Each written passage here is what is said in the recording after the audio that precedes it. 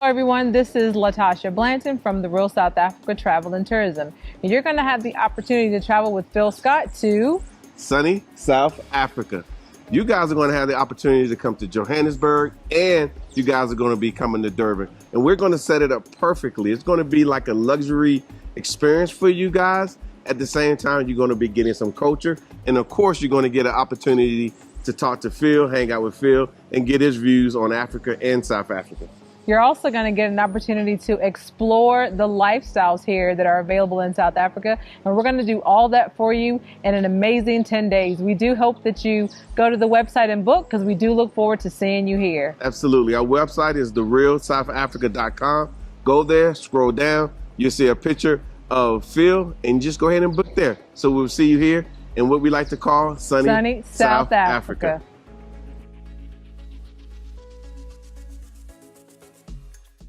King Charles III, who is on his 4-day state visit in Kenya, apologized for the atrocities that were committed in Kenya by the British. Well, he sort of did. Kind of. Let me show you this clip. We'll come back and discuss. King Charles expressed his regret on Tuesday in Nairobi for the atrocities suffered by Kenyans during their struggle for independence from British colonial rule. The wrongdoings of the past are a cause of the greatest sorrow and the deepest regret.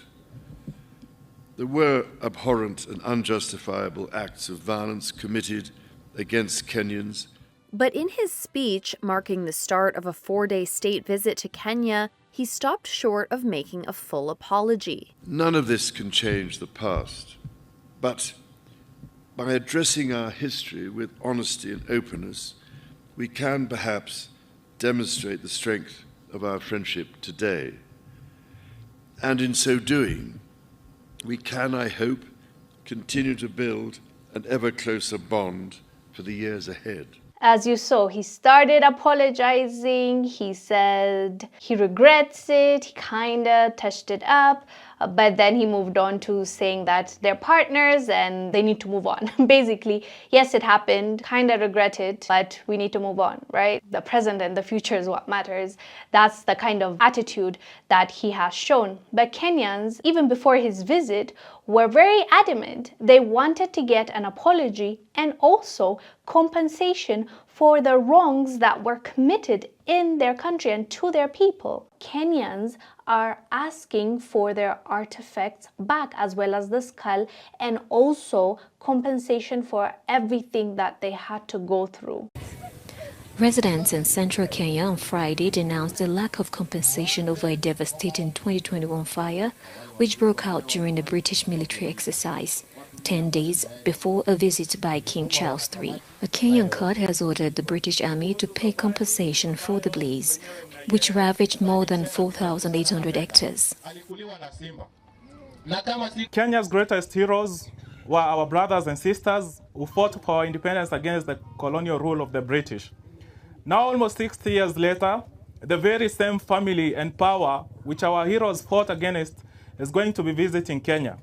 And yes, while it has been stated that King Charles is set to make an apology for the crimes committed against our Mau Mau veterans, a step, of course, which we welcome, it is interesting that he has decided not to travel up to Batu. From the looks of it, we highly doubt that King Charles is interested or is even going to entertain the thought of reparations, compensation, or even going into detail or investigating, because what he said is he regrets it. Regret is different from apologizing, accepting, and also moving forward by actually putting in the work and efforts. You can't just say, okay, I regret what I did, but let's just move on. You have to also put in place something that is going to compensate for what you have done, because these atrocities were documented and they have every right to ask for what you have done. And until recently, the British Museum has all the looted artifacts and spiritual relics and our equipments and tools, so you can't just brush it off, right? But anyways, fam, let us know down below, what are your thoughts on the king's apology / regret? I am Wongel Zelalem. I'll see you on the next one. Bye.